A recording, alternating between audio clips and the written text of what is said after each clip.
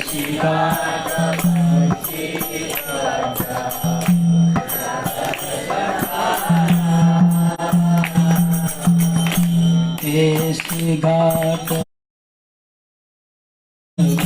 सेवट द्वादश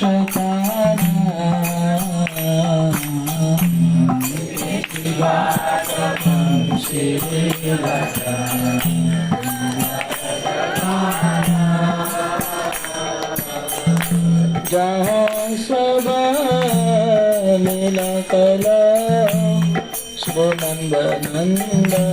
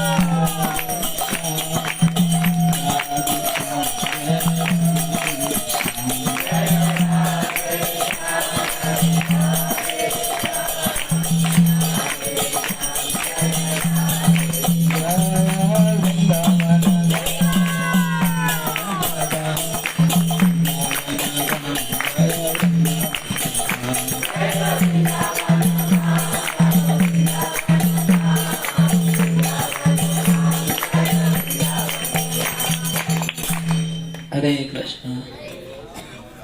हम लोग अभी भांडेर वट के नीचे बैठे हुए हैं। मतलब ये भांडेर वट वही है। इस वट के नीचे भगवान ने बहुत दिन बहुत बार इस वट के नीचे भगवान खेलते हैं। इस वट के नीचे भगवान ने सब प्रकार की लीलाएं बच्चों के साथ कुश्ती किए। यहाँ पर कृष्ण बलराम खड़े रहते थे और दो दो सखा जोड़ी जोड़ी में कुश्ती करते थे। कृष्ण बलराम खड़े रहते थे, पहले बोले श्री राम को, बोले श्री राम और सुबल तुम दोनों कुश्ती करो। फिर बोलेंगे अरे उज्जवल सखा और तुम मन सखा तुम लोग कुश्ती करो। ऐसे दो दो सखा कुश्ती करते थे और कृष्ण बलराम देखते थे और ताली बजा के वाह वाह वाह। और तो ये खेलते थे कुश्ती। इसके बाद इस पेड़ के ऊपर चढ़ के, एक दूसरा खेल होता है जो पेड़ के ऊपर चढ़ के खेलना पड़ता है, वो खेल खेलते थे।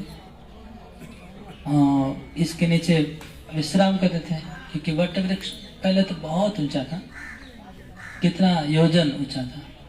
तो इसके नीचे विश्राम करके लेटते थे भगवान, सोते थे, बच्चों के सब बच्चे सोते थे। और गायों को चराने आसपास में चरने देते थे और यहाँ खुद बैठते थे, भोजन करते थे। तो ये वृक्ष के नीचे कृष्ण की बहुत लीलाएं हुई और हम लोग देखिए उसी वृक्ष के नीचे बैठे हैं, लेकिन वो फीलिंग नहीं आ रहा है, वो चीज नहीं आ रहा है।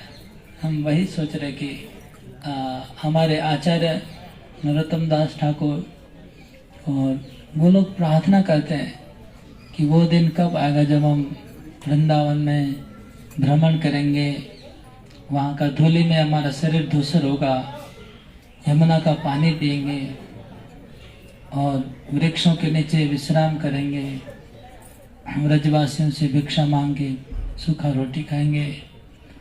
ये उनका जो भाव है, जिस भाव से वो लोग वृंदावन के प्रति जो उनका भक्ति है, श्रद्धा है, धूल के प्रति, वृक्ष के प्रति, पानी के प्रति, पंछी के प्रति, वो भाव, वो जो व्याकुलता हृदय में कि वो फीलिंग हमारे में नहीं है, वो नहीं आ रही। वो कैसे वो फीलिंग आए हम लोग में, हम बैठे उधर लेकिन वो कोई फीलिंग नहीं आ रहा है कि उसी जगह जहाँ पर भगवान बैठे थे, भगवान लीला कर रहे थे, उसी स्थान में बैठे। हाँ, और इसके लिए इसी स्थान में बैठने के लिए कितना प्रार्थना कर रहे हैं नरोत्तम दास ठाकुर। वो कहाँ गया? वो भजन में कितने रो रहे हैं नरोत्तम दास, खाली उसको यहाँ पर आने के लिए कि इधर मैं कब आऊंगा, धूले में दूसर कब आऊंगा। तो हम लोग आ गए, धूले में आए हैं, बैठे हैं, लेकिन वो भाव नहीं है जो भाव वो कहाँ चला गया। देखिए नरोत्तम दास ठाकुर बोल रहा है,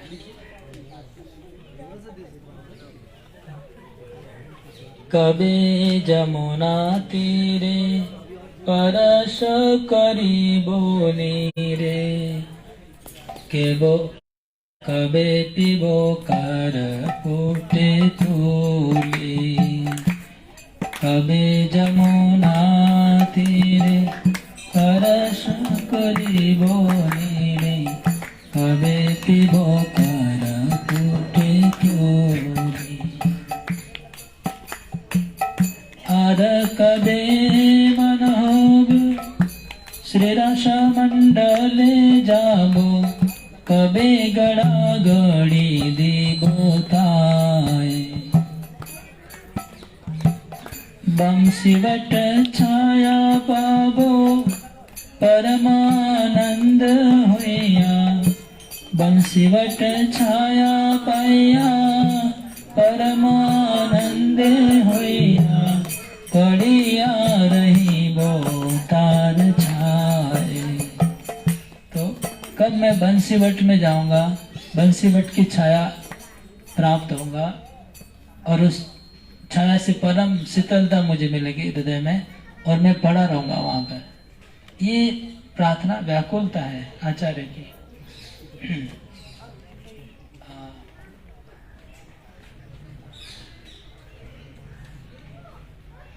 निवृतने कुंजे जाया अष्टांग प्रणाम भैया, निवृतने कुंजे जाया अष्टांग प्रणाम भैया, डाकी बो राधानाथ बोली, डाकी बो राधानाथ बोली।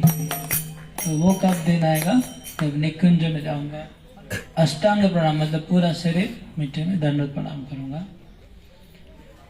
ये है आचार्यों का अभिलाष। वो नरोत्तम दास ठाकुर रोते रहते थे हर दिन, और कब मैं वृंदावन जाऊंगा, कब मैं बंसीवट। बंसीवट यहाँ पर सामने है, अभी हम लोग जाने वाले हैं, चल के जाएंगे, बस में चढ़ने के पहले उधर जाना है। तो कब मैं बंसीवट जाऊंगा, कब उनकी छाया में, बंसीवट की छाया में बैठूंगा। भांडेरवट कब जाऊंगा। इस भांडेरवट तो मतलब इसके दाल के ऊपर भगवान दौड़ते रहते थे, चढ़ चढ़ के खेलते रहते थे दाल पत्ते के ऊपर। इतना विशेष ये वृक्ष है और ये जमीन है जिसके ऊपर हम लोग बैठे हुए हैं।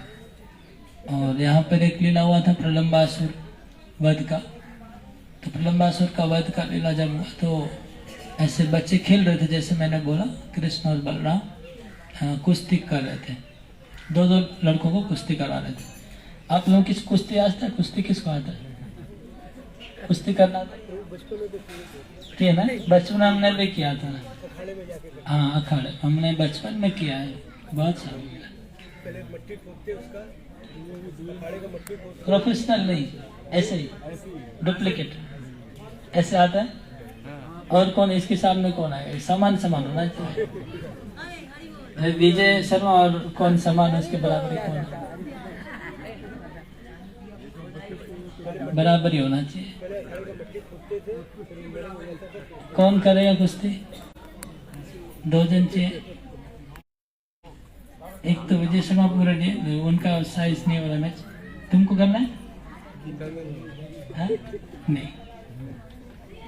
अरे वो जब इसको उनका यात्रा आता है तो कुश्ती करवाते हैं। अच्छा ये मैच हो जाएगा, लेकिन ये है योगा वाला। ठीक है देखिए क्या कुश्ती जाना ना? हाँ चलिए कुश्ती उधर थोड़ा करो। हरे कृष्ण। अच्छा कीर्तन चलता रहेगा, कीर्तन चलता रहेगा, कीर्तन करो। कृष्णा कृष्ण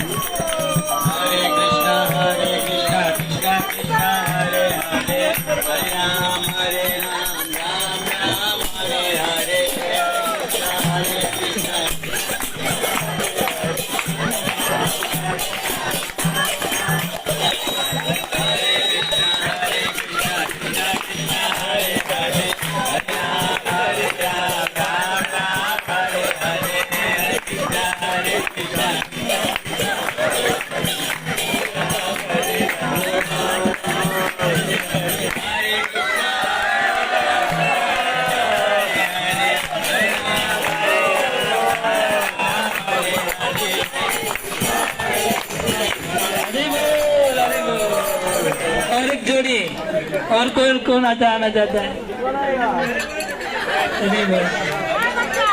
बच्चा तैयार है, लेकिन बच्चे के सामने और एक बच्चा चाहिए। तुम आ जाओ, मास्टर अच्छा रहे। रुद्राक्ष इसका बराबरी को कौन है? अच्छा मारपीट मत करना।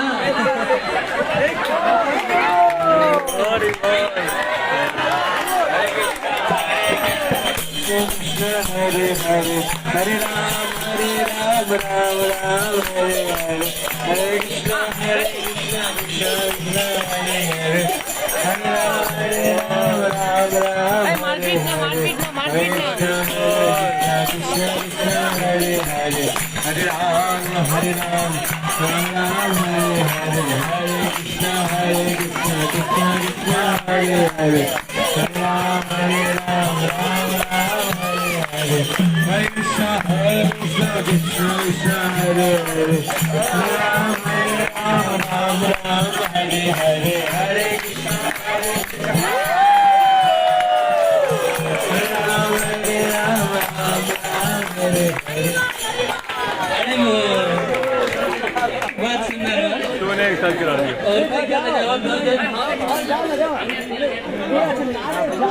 गोलोक गोपनाथ में दाढ़ी अंदर क्यों चला दिया?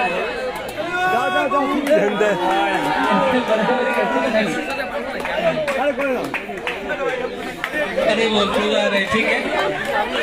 हरे कृष्ण हरे कृष्ण हरे कृष्ण कृष्ण कृष्ण हरे हरे हरे राम राम राम हरे हरे हरे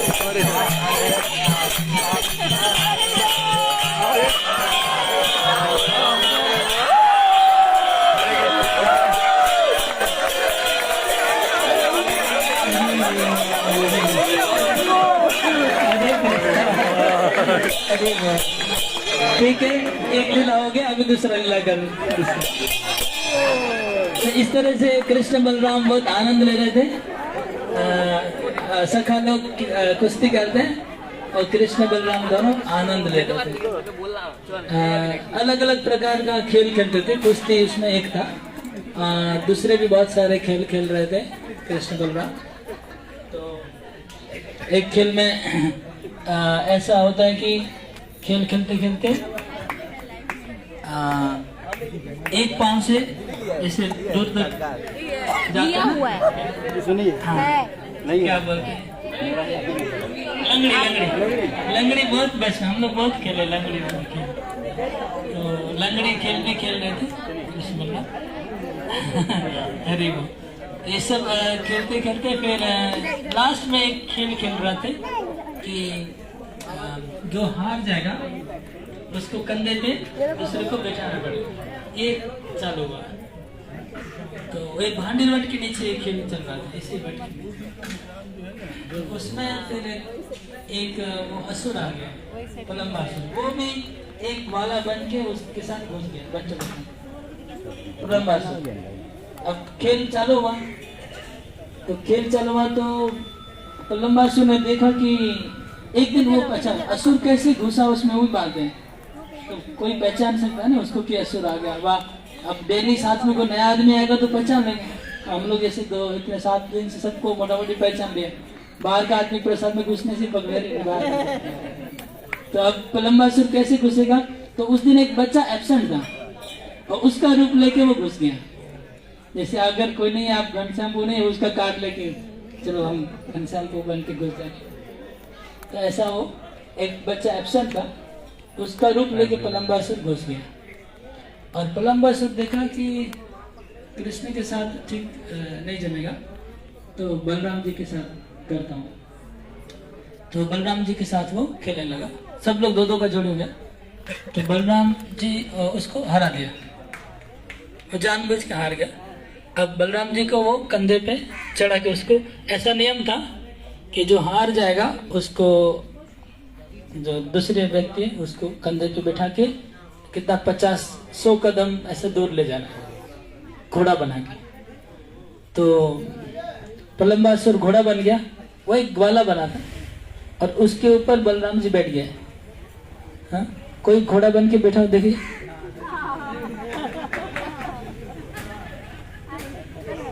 अभी वो हरे कृष्णा कृष्णा कृष्णा हरे हरे, हरे राम राम राम हरे हरे, हरे कृष्णा कृष्णा कृष्णा हरे हरे, हरे राम राम हरे हरे।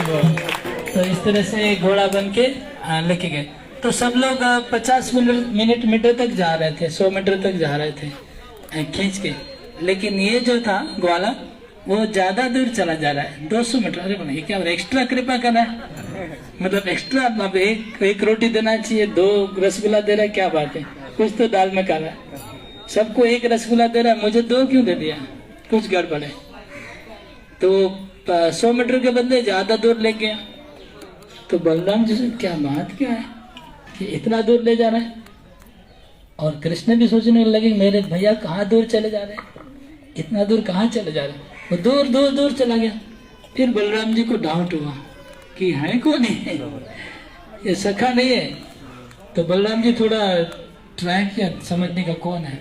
फिर पता चला कि कोई असुर लग रहा है। तो बलराम जी ने उसको ऊपर से यहाँ पर जोर से मुक्का मारा, ऐसा मुक्का मारा तो वो अपना रूप में आ गया, अपने स्वरूप में आ गया।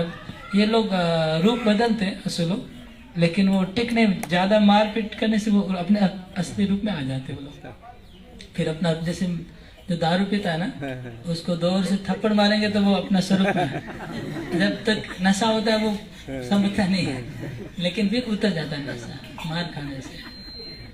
तो ऐसा ही उसका भी नशा उतर गया, प्रलंबासुर रूप में आ गया। फिर उनका लड़ाई हुआ, प्रलंबासुर का और बलराम जी का। और वो यहाँ से बंसीवट तक लेके गया था, उसको दूर में भगा के। फिर वहाँ पर जाके उसको, प्रलंबासुर का मारने का जगह और कहीं है आसपास में, अभी हम लोग सब जगह नहीं जानेंगे। तो वहाँ पर उसको मार के गिरा दिया बलराम जी ने। फिर वापस आ गए, फिर आकर के खेलने लगे। और सब बलराम जी को सबने स्वागत किया, बच्चों ने, और सबने आलिंगन किया कि वाह तुम आज दिखाया कुछ। ये लीला इधर हुआ। और इसके वड, इस वृक्ष के नीचे राधा कृष्ण का विवाह हुआ, जो ब्रह्मा जी ने राधा कृष्ण का गंधर्व विवाह हुआ। अलग 7-8 प्रकार का विवाह होता है। हाँ, इसमें एक है गंधर्व विवाह। गंधर्व विवाह का मतलब है प्रेम लगन बोलते ना, प्रेम विवाह बोलते क्या है, लव मैरिज। लव मैरिज मतलब गंधर्व विवाह, मतलब माला का बदली। तो 8 प्रकार का विवाह लिखा है शादी में। एक राक्षस होता है, राक्षस मैरिज। और रुक्मणी को जो हरण किया था भगवान ने, वो राक्षस विवाह था। हाँ, वो राक्षस बोलते हैं, वो उठा के ले जाना। और उठा के ले जाना का राक्षस मैरिज होता है। और माला बदलना, मंदिर में भाग जाके, उसको गंधर्व विवाह बोलते हैं। और सबसे जो मानव में प्रचलित है, वो जो हम लोग अरेंज मैरिज होता है, वो सबसे ज्यादा मानव समाज में प्रचलित है। सामाजिक, सोशल मैरिज नहीं। हाँ, वो ज़्यादा प्रचलित है मानस में, वो ऑथेंटिक है। लेकिन देवता लोग में विवाह अलग होता है, राक्षस का अलग होता है, देवता में गंधर्व का अलग होता है। तो ये विवाह हुआ था गंधर्व विवाह, मतलब माला बदल के फिर उसको ब्रह्मा जी ने उनको विवाह करवाया स्वयं उपस्थित होकर। और यहाँ पर दुर्वासा का भी आप देखें तो देखा लिखा हुआ है अंदर में, मंदिर के अंदर सब लीला का मूर्ति बना हुआ है। प्रलंबासुर का भी मूर्ति बना वध का, और राधा कृष्ण विवाह का भी मूर्ति, ब्रह्मा जी का मूर्ति बना हुआ है, और दुर्वासा का भी बना हुआ है। दुर्वासा मुनि एक बार वो आए थे यहाँ पर, तो इनको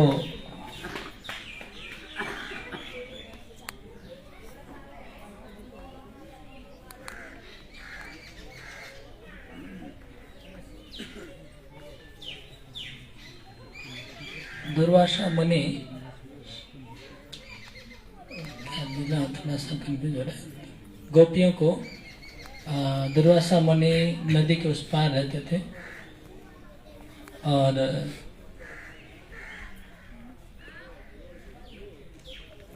कैसे हुआ गोपियों को, हाँ नदी को रास्ता देना था तो उस पार जाना था। तो कृष्ण ने कहा कि तुम बोलो कि अगर कृष्ण ब्रह्मचारी है तो रास्ता दे देगी नदी। गोपियां नदी पार करना चाह रही थी, तो कृष्ण ने कहा कि तुम यमुना को बोलो कि कृष्ण ब्रह्मचारी है तो यमुना रास्ता दे देगी। तो ऐसा ही हुआ, वो लोग ने बोले कि अगर कृष्ण ब्रह्मचारी है तो रास्ता दे दीजिए। तो नदी ने रास्ता दे दिया। फिर वो लोग ने 56 भोग बनाया था, और 56 भोग ले जाके दुर्वासा मुनि को भोग लगाया। दुर्वासा मुनि ने भोग खाया। फिर वो वापस आती है तो नदी में बहुत पानी बह रहा था, कोई नौका नहीं था, कोई जाने का रास्ता नहीं था। तो बोले अभी कैसे पार करेंगे। फिर वो दुर्वासा मुनि के पास जाती है कि हम कैसे नदी पार करें, आप कुछ उपाय बताइए। दुर्वासा ने बोला कि नदी को बोलिए कि दुर्वासा कभी खाना नहीं खाता है तो नदी पार रास्ता दे देगी। गोपियां बोले ये तो दोनों चक्कर उल्टा दिख रहा है। अभी अभी 56 भोग खा गया। 56 भोग मतलब अन्नकूट पर्वत खा गया दुर्वासा मुनि, और बोलने की नदी को बोलना है कि दुर्वासा कभी भोजन नहीं करता है, खाली ध्रुवाबास का जूस पीता है। ध्रुवा होता है ध्रुव घास, धान, वो धान का पेड़ का रस पीता है खाली दुर्वासा। दुर्वा मतलब दुर्वा घास, आशा मतलब खाना, आशा संस्कृत में खाना, दुर्वासा। तो बोलो खाली दुर्वा का जूस पीता है, वो कभी भोजन नहीं करता है। ऐसा बोलने से जमुना रास्ता दे देगी। तो गोपियों ने कहा ठीक है, हे जमुना मैया, अगर दुर्वासा कभी भोजन नहीं किया है तो हम लोग को रास्ता दीजिए। तो रास्ता दे दिए, उस पार चले गए। फिर कृष्ण को पूछा कि क्या चक्कर है, तुम चेला भी ऐसा गुरु भी ऐसा।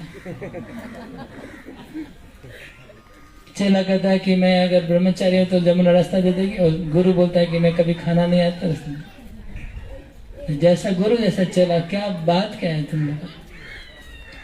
तो वहां पर कृष्ण कुछ शिक्षा देते हैं। दुर्वासा मुनि उनको खाने की इच्छा नहीं है, उनके हृदय में वासना नहीं है, वो दुर्वा रस पी के जीते हैं। ये जो खाना है उनका खाना नहीं है, वो खाली वो भगवान का भोग है, प्रसाद है, इसलिए सेवा करें, भोजन नहीं करें। उनको भोजन करने की वासना नहीं। जो अगर आप कोई भी कर्म वासना के साथ करेंगे, वह अहंकार से करेंगे तो आपका वो काम माना जाएगा।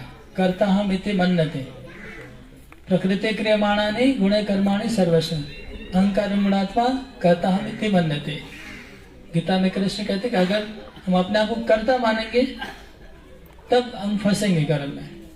लेकिन जो व्यक्ति नहीं वो तस्य कृत्यनार्थ ना कृत्य न कश्चन, अगर आप अपने आप को कर्ता नहीं मानते तो भगवान बोलते कि पूरी दुनिया को खत्म करने के बाद भी आपको कोई कर्म का फल नहीं लगेगा। पूरी दुनिया को मार देंगे तो भी मारना नहीं हुआ। अगर हम अहंकार से मुक्त है। कौन सा अहंकार? कि मैं शरीर नहीं, मैं आत्मा हूँ, मेरे से कुछ हो नहीं रहा है, सब अपने आप प्रकृति से हो रहा है। प्रकृति एवं च कर्माणि क्रियमाणानि सर्वश। तो ये हुआ शिक्षा उस लीला में। इसी तरह श्री कृष्ण भी शरीर के, हम लोग जैसे शरीर देहात्म बुद्धि वाले नहीं है, सच्चिदानंद में शरीर है, उनका मेरा पराया कुछ है नहीं। उनके लिए जैसे एक आदमी अपना ही मिरर में अपना ही रिफ्लेक्शन को अगर कोई छूता है, टच करता है, तो कुछ नहीं होता उसमें। ऐसे भगवान का ही हम लोग सब रिफ्लेक्शन है, सब आत्मा भगवान से बना है, भगवान से अलग कुछ है नहीं। तो उनके लिए कुछ भी करते तो कुछ नहीं हो रहा है, क्योंकि भगवान ही सर्वत्र है। इस प्रकार वो ब्रह्मचारी है। ओके, तो ये सब लीलाएं इधर हुई है। राधा कृष्ण का विवाह, रंबासुर का वध, भगवान का सब लीलाएं खेलना वेला इधर हुआ। प्लस और क्या बताता, इसके ऊपर भगवान खेल के उतर जाते थे, यमुना पार करते थे, दुर्वासा मन का, ये सब इधर हुआ। भांडेर वट के प्रणाम मंत्र भी है, हमें पहले बताया क्या? भांडेर वट का प्रणाम मंत्र हम लोग बोलेंगे। और बंसी वट का लीला भी इधर ही सुना देता हूँ। सामने बंसी वट में जाएंगे तो वहाँ फिर रुकेंगे नहीं, दर्शन करके बस में चले जाएंगे। तो बंसी वट में जरूर उस वृक्ष को सब लोग इधर भी परिक्रमा करेगा वृक्ष को, और मिट्टी में भी थोड़ा जिनको संभव है थोड़ा यहाँ गड़ा गड़ी देना चाहिए। यहाँ कृष्ण खुद खेले इस मिट्टी में, तो मिट्टी में गड़ा गड़ी करना है और वृक्ष को स्पर्श करेंगे, परिक्रमा करेंगे। बंसी वट में भी ऐसे ही करना है।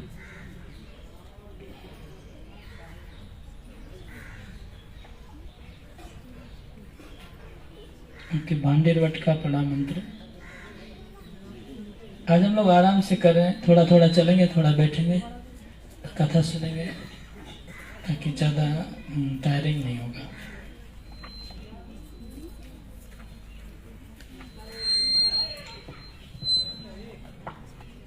बस प्रॉब्लम ये है कि हम लोग को कोई यहाँ का भाव नहीं आ रहा है, जो आना चाहिए वो फीलिंग नहीं आ रहा है।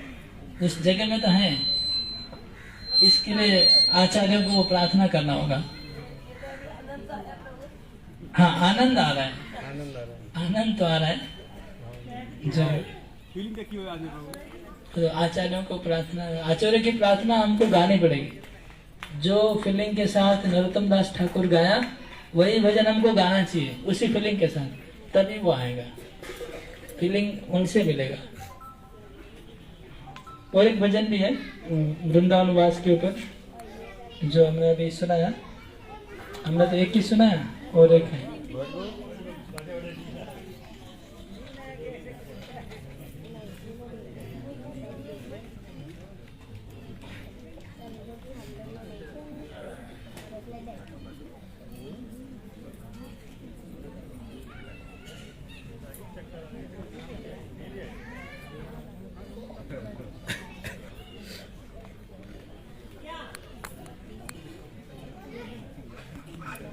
ओके, इसमें लिखा है, कांदिते कांदिते आमी जाबो वृंदावन,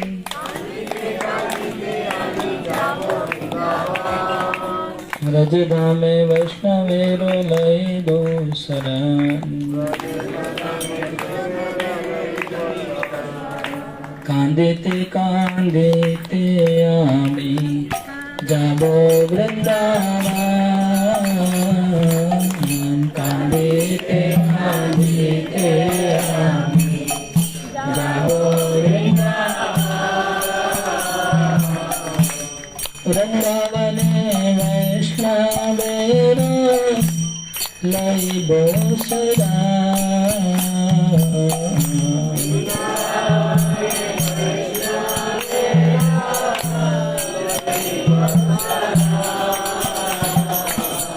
व्रजवासी सन्निधाने जोड़े दो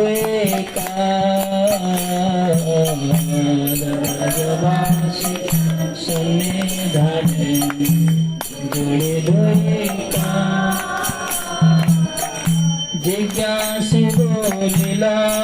छान होया काता।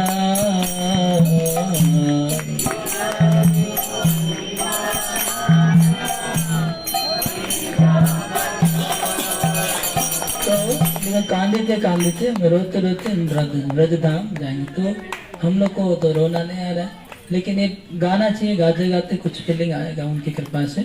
भक्तनाथ ठाकुर का लिखा हुआ है भजन।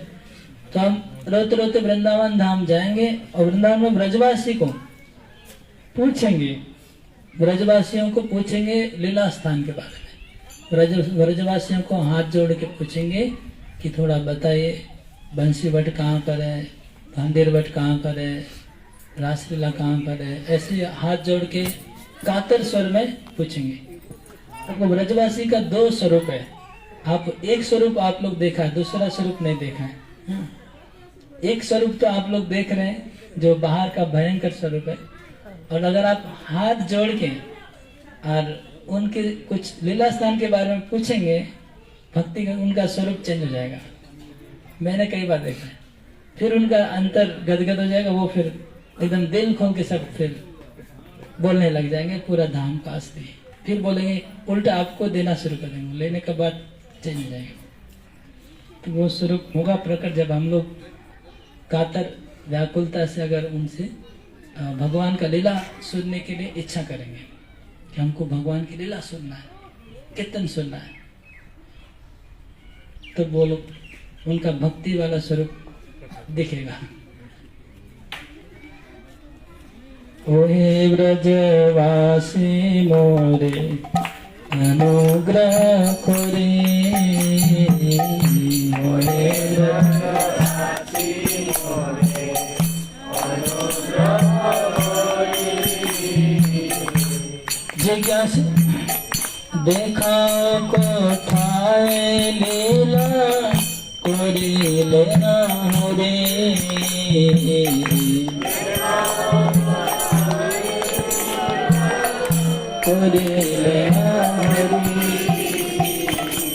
तबे कोनो भज जन सकृप अंतरे।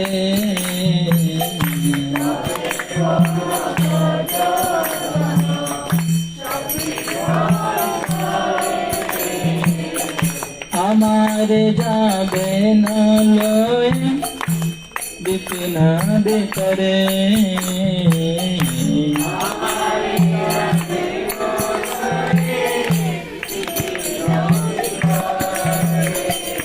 तो हम ब्रजवासी को हाथ जोड़ के करेंगे कि हमको अनुग्रह करके कृपा करके थोड़ा भगवान ने कहाँ कहाँ कौन सा लीला किया था थोड़ा बताइए, सुनाइए। तब कोई ब्रजवासी, कोनो ब्रजवासी, कोई सब लोग नहीं, कोई ब्रजवासी ऐसा मिलेगा जो जिनको कृपा आ जाएगा, हमारे प्रति दया आएगा और हमको हाथ पकड़ के ले जाएंगे, दिखाएंगे। क्या दिखाएंगे अगला श्लोक में? बोली बेनो देखो कदम्ब खाना,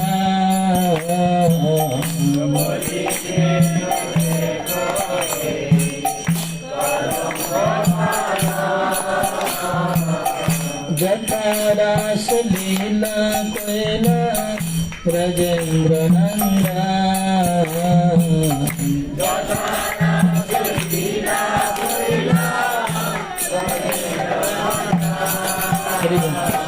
ये देखो नंदग्राम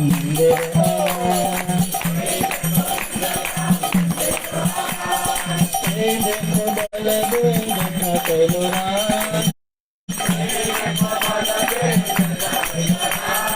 ये देखो जटावैनो दुकुलहरा, ऐसाने बच्चासुर होइलो निधान।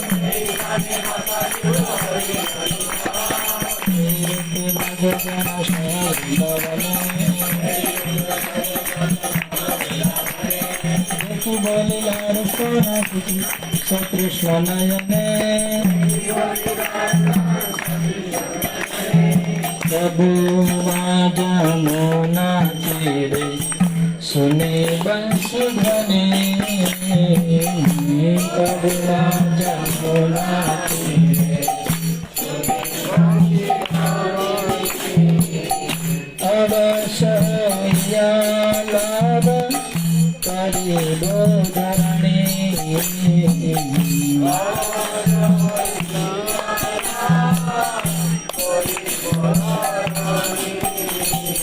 हरि बोल। तो इसमें लिखा है कि जमुना तट पे घूमते घूमते कभी बंसी का आवाज आएगा, बंसी ध्वनि मेरे कानों में प्रवेश करेगी और मैं अवश्य उनके गिर जाऊंगा। तो बंसी ध्वनि स्मरण करना बहुत ऊंचे स्तर का बात है। मतलब हमको श्रद्धा, साधु संग, भजन क्रिया, निष्ठा, रुचि, आसक्ति, भाव स्तर पे रहेंगे तब बंसी ध्वनि कृष्ण की सुनाई पड़ सकती है, उसके नीचे चांस नहीं है। तो उधर से भाव भक्ति के स्तर से धीरे धीरे पहले भगवान बंसी सुनाते हैं किसी को, उसके बाद भगवान का शरीर का सुगंध आता है। ऐसे स्टेप बाय स्टेप भगवान का दर्शन होने के पहले कुछ स्टेप्स हैं। तो ऐसे एक के बाद हाँ, भगवान का शरीर का सुगंध या फिर चंदन का, बंसी का ध्वनि। तो बंसी का ध्वनि लिखा है, ऐसे स्टेप बाय स्टेप होता है। अल्टीमेटली भगवान साक्षात प्रकट होते हैं। तो वो लिखा है इसमें कि कभी नरोत्तम दास ठाकुर तो बहुत ही ऊंचे स्तर पे है, तो उनको एक के बाद एक फटाफट रिवील होता रहता है। पहले बंसी ध्वनि सुना, फिर भक्तनोद ठाकुर को बहुत फास्ट एक के बाद बहुत होता गया। इतना प्रोग्रेस, मतलब उनका लाइफ पढ़ेंगे तो पता चलेगा, सुपर प्रोग्रेस हुआ, सुपर फास्ट। उनका भक्ति शुरू में बहुत नीचे लेवल पे, मतलब एक्सटर्नल बाहरी दृष्टि से देखेंगे तो उनका भौतिक जीवन में बहुत मटेरियलिस्टिक पर्सन थे। भौतिक दृष्टि से देखेंगे तो 50 साल तक तो संसार में फंसे हुए थे। उसके बाद ऐसा भक्ति शुरू हुआ, ऐसे एकदम इस तरह से गया, हम लोग का ऐसे डालने लगे, उनका ऐसा फोटो एक के बाद एक। पहले हाथ में भागवतम आ गया, पढ़ लिया, चैतन्य चरित्र पढ़ लिया, फिर फटाफट ग्रंथ लिखना शुरू कर दिया साइड बाय साइड, एक के बाद एक। इसके बाद षट संदर्भ पढ़ लिया, संस्कृत में मास्टर कर लिया, इंग्लिश में मास्टर कर लिया, फटाफट और संस्कृत में बुक लिखना शुरू कर दिया कुछ दिन के अंदर। और उसके बाद भक्ति में भी फटाफट आगे बढ़ते गए। पहले ये सब कृष्ण का बंसी सुनना, ये करना, ये सब होने लगे। और कुछ दिन के बाद तो स्वरूप प्राप्ति हो गई, मतलब साक्षात लीला भगवान का देखने लगे। इतना फास्ट प्रोग्रेस। तो स्पेशली सोल है, हो सकता है कि भगवान ने भेजा होगा। तो ऐसा हम लोग का तो नहीं हो रहा है, हम लोग गाड़ी तो ऐसा है, ऐसा हो रहा है, ऊपर नीचे। तो बंसी ध्वनि सुनने का है। फिर कृपा माय ब्रजन कृष्ण कृष्ण बोले, पान खिलाए वे जल पुरिया अंजलि, हरिनाम सुने पुनः पाया चेतन, ब्रजजन स्वामी करीबो भ्रमण। फिर सब ब्रजवासी आके यमुना का पानी मेरे मुंह में डालेंगे और हरिनाम करेंगे तो मेरी चेतना वापस आ जाएगी। चेतना वापस आने पर वापस हम लोग परिक्रमा शुरू करेंगे। तो भक्तनोद ठाकुर का नवद्वीप परिक्रमा का वर्णन है, वो जहाँ जहाँ जाते थे वहाँ चैतन्य पे गिर जाते थे सब जगह, और फिर उनको चेतना देना, फिर जाते थे, फिर वो लीला देखने लग जाते थे। वो तो हम लोग कल्पना ही नहीं कर सकते। उसके बाद कबे होबे शुभ दिन, कबे है नो शुभ दिन होबे अमान, माधु करी करी बेड़ाइबो द्वार द्वार। मतलब भिक्षा करके मैं घर घर भटकूंगा। यमुना सलील पीबो अंजलि भरिया, देव द्वारे रात्रि काले रहीबो सोया। पानी पियेंगे यमुना का। उस समय पानी और स्वच्छ था, नाला नाली नहीं था। अभी भी जैसे मैंने आप लोगों को कई बार बोला है, कभी भी मैंने नवद्वीप परिक्रमा जब करता हूँ तो सरस्वती नदी का पानी डायरेक्ट पी सकता हूँ, अभी पीता हूँ मैं, कोई एकदम स्वच्छ पानी, जलंगी का पानी, गंगा का पानी डायरेक्ट। तो वहाँ भी पवित्र है, कुछ नाला नाली एक भी नहीं है पूरे जलंगी में, उधर मायापुर के पास। गंगा में भी उधर कुछ नहीं, उस जहाँ पर हम रहते। लेकिन यहाँ तो सब नाला, सब फैक्ट्री का, मथुरा का, वृंदावन का जितना भी गटर है सब यमुना में जाके मिलता है, मतलब ऑफिशियली। छुप के नहीं, ऑफिशियली जा रहे हैं, तो आधा यमुना में तो वही पानी बह रहा है, इसलिए मुश्किल होता है अभी आज के ज़माने में पानी पीना। लेकिन जब 200-400 साल पहले बहुत स्वच्छ पानी था, तो कभी यमुना का पानी पिएंगे और द्वार द्वार भिक्षा करेंगे भटक के। तो अभी ये जो है हम लोग को दर्शन कैसे होगा? हम तो द्वार द्वार भटक के भिक्षा नहीं कर सकते हैं। भिक्षा करना बड़ा चीज नहीं है, बड़ा चीज है त्याग, संसार के प्रति विरक्ति, अनासक्ति, अपनी पहचान को मिटा देना। हाँ, भिक्षा कौन करे? इतना बड़ा आदमी जो राजकुमार है, जो भक्तिविनोद ठाकुर ब्रिटिश ऑफिसर है, और वो सब त्याग करके भिक्षा करना, तो वो भाव, क्योंकि उनके अंदर वो वैराग्य संसार के प्रति पूरा आ गया है, वो वैराग्य से हृदय शुद्ध हो गया है, इसलिए भाव भक्ति में जल्दी डूब पा रहे हैं। तो हम लोग को फीलिंग क्यों नहीं आता है? लोग पूछते, हम लोग को थोड़ा संसार में आसक्ति भी है, इसलिए फीलिंग नहीं आ रहा। ताप दूरे कोरिबो शीतल बंसी बटे, हम लोग अभी वही कर रहे ना। ताप दूरे कोरिबो शीतल बंसी बटे, ताप दूरे कोरिबो शीतल बंसी बटे, कदे कुंज बैठाबो वैष्णव निकाटे, कदे कुंज बैठाबो वैष्णव निकाटे, नरोत्तम कोई कोई कोई परिहार, नरोत्तम दास कोई परिहार, कबे वाहे मान दशा होई बेहाना।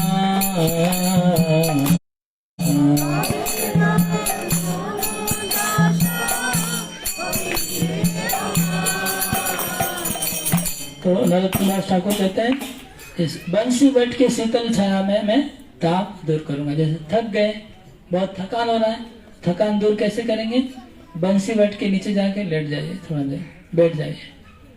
हम लोग अभी भांडे बट के नीचे, बंसी बट सामने ही है, यहाँ से ज्यादा दूर नहीं, वहां भी बैठेंगे 2 मिनट, और पानी प्यास बुझाएंगे यमुना का पानी पी के, विश्राम करीब हो जाए यमुना को मिले, विश्राम करेंगे। यमुना का सुंदर बालू का है पुलिन, उसके ऊपर वो हम लोग का डनलप है, यमुना का बालू, उसके ऊपर सो जाएंगे।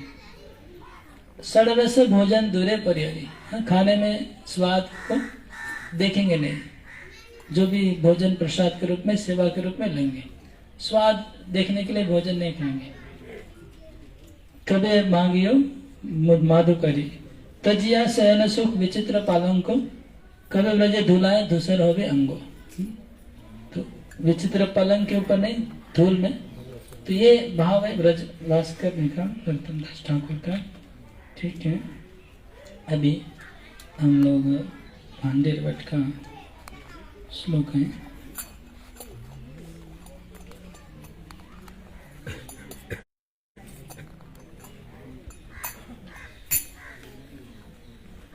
भांडेर भट्ट का प्रणाम मंत्र नहीं देखना है।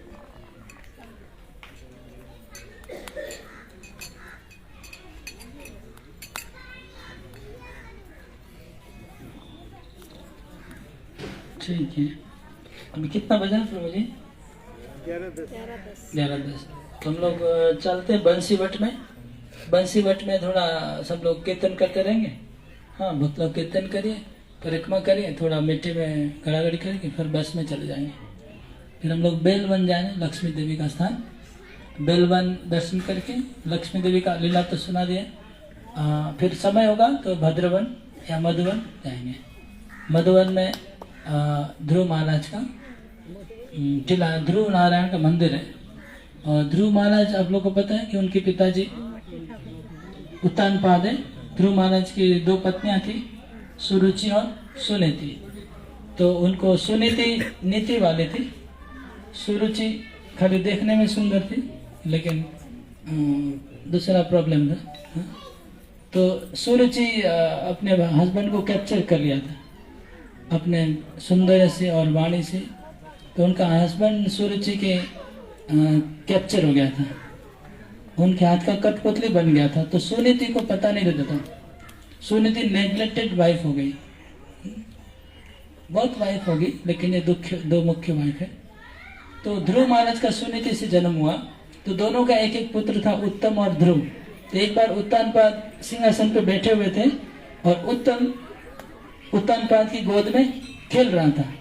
तो ध्रुव महाराज आया और ध्रुव महाराज इधर जैसे उत्तम बैठा है तो इधर बैठने के लिए ध्रुव महाराज प्रयास कर रहा था। उनका उम्र था 2-3 साल का, तो चढ़ नहीं पा रहे थे। उनके पिताजी गोद में बैठने को प्रयास कर रहा था और सुरुचि ने दूर से देख लिया कि ये ध्रुव ऊपर बैठने का प्रयास कर रहा था। सुरुचि आके धमकाती है ध्रुव को, भाग इधर से, ये गोद उत्तम के लिए, तुम्हारे लिए नहीं है। तुम यहाँ बैठने का तुम्हारा कोई अधिकार नहीं है। तुमने उस दुर्भागिनी से कोख से जन्म लिया, तुमको यहाँ बैठा तो मेरे गर्भ से जन्म लेना पड़ेगा। ऐसा बोल के उसको बहुत दुख दिया। ध्रुव महाराज जोर जोर से रोने लगे। रोते रोते अपनी माँ के पास गए, सुनीति के पास, और कहा कि माँ ऐसा मुझे, बड़ी माँ ने ऐसा बोला, बड़ी माँ ने मुझे ऐसा डांट दिया कि तुम अगर पिता गोद में बैठना है तो उसके कोख से जन्म लेना पड़ेगा, ये क्या है। तो सुनीति बोलती, देखो बेटा, संसार ऐसा ही है, संसार में यही सब चलता है। वास्तव में वो सही बोल रही है। हाँ, कि मैं दुर्भागिनी हूँ, मेरे कोख से जिसका जन्म होगा वो कभी राजा के गोद में नहीं बैठ सकता है। तो तुमको अगर पिताजी से बड़ा गद्दी चाहिए तो उसका भी रास्ता है। तो क्या रास्ता है? बोले तुम्हारे पिताजी को जिसने गद्दी दिया है उसके पास जाओ। तो कौन दिया? बोला हरि, भगवान ने उसको राजा के पद पे बिठाया। तुमको अगर पिताजी वाला गद्दी चाहिए तो उन हरि का पूजा करो, भगवान का। तो कहाँ है हरि? हरि जंगल में रहते हैं, हमने सुना है संतों के साथ मुख से। तो ध्रुव महाराज 3-4-5 साल की उम्र में बोला मुझे हरि चाहिए, मैं जंगल जाता हूँ। तुरंत बिस्तरा पुटला पैक करके जंगल में चले गए हरि की खोज में। जंगल में भटक रहे, हरि कहाँ है, हरि कहाँ है, हरि कहाँ है, भगवान कहाँ है। तो सबको पूछ रहे हैं, हिरन को पूछ रहे हैं, पेड़ को पूछ रहे हैं कि तुमने भगवान को देखा, तुमने भगवान को देखा, तुमने भगवान को देखा, भगवान कहाँ है। तो हरि को दया आ गई कि ये बच्चा तो उसको पता ही नहीं भगवान क्या होता है, भगवान का कुछ नहीं पता है। तो नारद मुनि को भेजा। तो नारद मुनि आए ध्रुव महाराज के पास, बोले क्या चाहिए तुमको? मुझे भगवान चाहिए। क्यों चाहिए? हमारे पिताजी का गद्दी हमको चाहिए। बोले अच्छा। बोले अभी तुम छोटा बच्चा हो, तुम घर पे वापस चले जाओ, तुम जब 18 साल का हो जाएगा तब ये सब हो जाएगा ऑटोमेटिक, हम व्यवस्था कर देगा। नहीं, बोला अभी चाहिए, अभी चाहिए, हमको बदला लेना है। तो बहुत तर्क वितर्क होता है नारद मुनि के साथ ध्रुव महाराज का। ध्रुव महाराज बोले नहीं, मुझे अभी चाहिए भगवान, कुछ भी उसके लिए लग जाता है मैं करने को तैयार हूं। तो नारद मुनि ने उनको बहुत ही स्ट्रॉन्ग और स्ट्रिक्ट साधना दे दिया, बहुत स्ट्रिक्ट। ध्रुव महाराज बोले ठीक है मैं करूंगा। तो वो स्ट्रिक्ट साधना किया और बोला तुम अभी तुरंत यहाँ से वृंदावन जाओ, वृंदावन मधुबन जाओ, मधुबन में यमुना के किनारे तुम एक कुटिया बनाओ, यमुना के किनारे तुम यमुना में 3 बार स्नान करना है और वहां का फल पत्ता खाएगा और वहां पर तुमको भगवान की तपस्या करनी है। तो 6 महीना ध्रुव महाराज ने यहाँ पर तपस्या किया मधुबन में। हम जहाँ भी जाएंगे ध्रुव टीले के ऊपर यमुना के किनारे, तो 6 महीने में भगवान ने उनको दर्शन दिया। तो वो जगह वो मधुबन है। हाँ, वो जगह